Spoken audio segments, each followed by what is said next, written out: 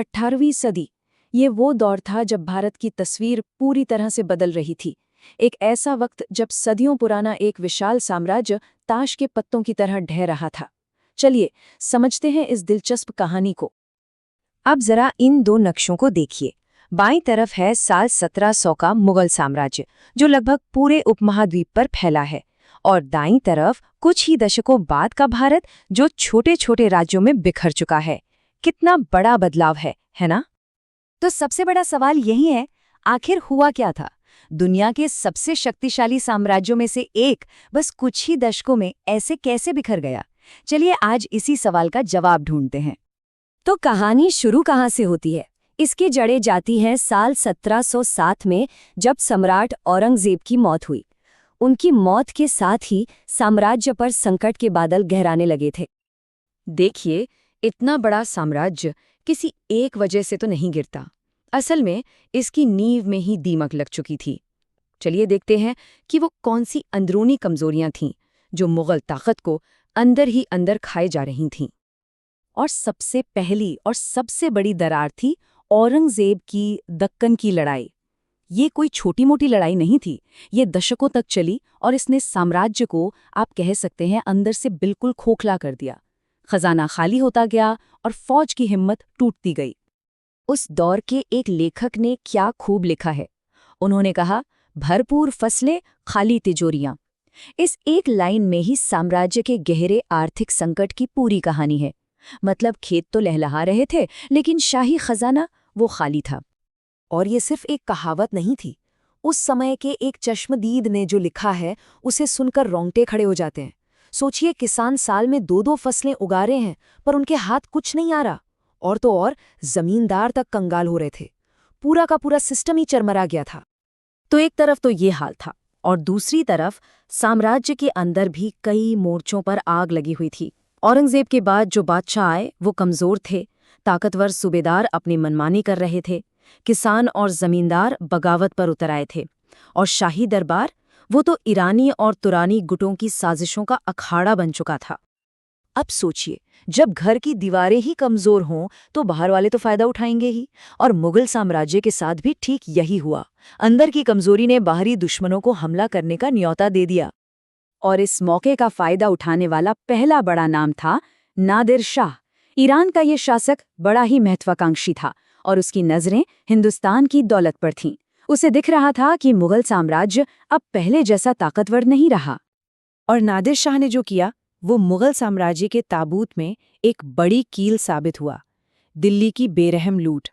याद रखिए, इस साल 1739, ये वो साल था जिसने मुगलों की राजधानी दिल्ली की शक्ल हमेशा के लिए बदल दी। उस वक्त की तबाही का अंदाजा लगाना भी मुश्किल है। एक चश्मदीद ने लिखा है कि कैसे वो शानदार शहर शाहजहानाबाद मलबे का ढेर बन गया था। नादिर शाह ने शहर के पुराने हिस्सों पर हमला करके मानो एक पूरी दुनिया ही खत्म कर दी थी। और ये सिर्फ तबाही नहीं थी, ये एक महालूट थी। नादिर शाह अपने साथ वो सब कुछ ले गया जो मुगलों की शान हुआ करता था, जिसमें वो मशहूर तख्त-ए-ताऊस यानी मयूर सिंहासन भी शामिल था। कहा जाता है कि सिर्फ 50 करोड़ रुपए के तो गहने ही थे। इस एक लूट ने मुगलों की आर्थिक कमर तोड़कर रख दी। और तबाही का ये सिलसिला यही नहीं थमा। नादिर शाह ने तो रास्ता दिखा दिया था।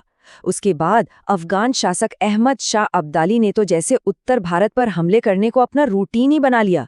1748 से 1761 के बीच उसने 5 बार हमले किए और हर बार भारी लूटपाट मचाई। तो ठीक है, मुगल साम्राज्य तो बिखर रहा था, लेकिन सवाल ये है कि इस खाली जगह को भर कौन रहा था? आखिर सत्ता के नए खिलाड़ी कौन थे जो इन टुकड़ों को समेट रहे थे? जब मुगलों की ये विशाल इमारत ढह रही थी, तो उसके मलबे पर 3 तरह की नई ताकतें खड़ी हो रही थीं। चलिए एक एक करके इन्हें समझते हैं। पहली किस्म की ताकतें तो मुगल सिस्टम से ही निकली थीं। ये थे पुराने मुगल सूबे, जैसे अवध, बंगाल और हैदराबाद। यहाँ के जो सूबेदार थे, जैसे अवध के सादत खान, उन्होंने देखा कि दिल्ली में तो अब कोई दम रहा नहीं, तो उन्होंने अपने अपने इलाकों को लगभग आज़ाद ही कर लिया। नाम के लिए वो बादशाह के अधीन थे, पर असल में अपने इलाके के राजा बन बैठे थे। फिर दूसरे नंबर पर थे राजपूत। इनकी अपनी वतन जागीरें थीं, मतलब इनके अपने पुश्तैनी इलाके।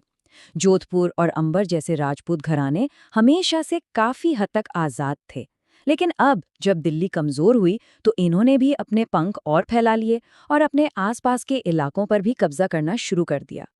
और फिर आई तीसरी तरह की ताकत, वो लोग जिन्होंने मुगल सत्ता से सीधी टक्कर ली, जिन्होंने लड़कर अपनी आज़ादी छीनी। इनमें सिख, मराठे और जाट सबसे आगे थे। मिसाल के तौर पर गुरु गोबिंद सिंह के नेतृत्व में सिखों ने एक लंबा संघर्ष किया और आखिरकार अपना एक ताकतवर आज़ाद राज कायम करने में कामयाब रहे। तो इन सब का नतीजा क्या निकला? नतीजा ये हुआ कि हिंदुस्तान का जो सियासी नक्शा था वो पूरी तरह से बदल चुका था। जरा इस नक्शे को देखिए। ये है 1760 के दशक का भारत। कोई एक बड़ी ताकत नहीं, बल्कि छोटे छोटे कई राज्यों का एक जाल, एक पैचवर्क। हर कोई अपने इलाके का मालिक था। और यही बिखराव सबसे खतरनाक साबित हुआ। इसने एक बहुत बड़ा पावर वैक्यूम यानी सत्ता का खालीपन पैदा कर दिया। कोई भी एक हिंदुस्तानी ताकत इतनी मजबूत नहीं थी जो सबको एक कर सके। और इस खालीपन को भरने के लिए एक नई ताकत तैयार बैठी थी, अंग्रेज। तो सवाल वहीं आके रुकता है, जब पूरा हिंदुस्तान छोटे छोटे टुकड़ों में बटा था और एक दूसरे से लड़ रहा था, तो इस पर राज करने वाली अगली महाशक्ति कौन होगी? ये वो सवाल था जिसका जवाब आने वाली पूरी सदी ने दिया।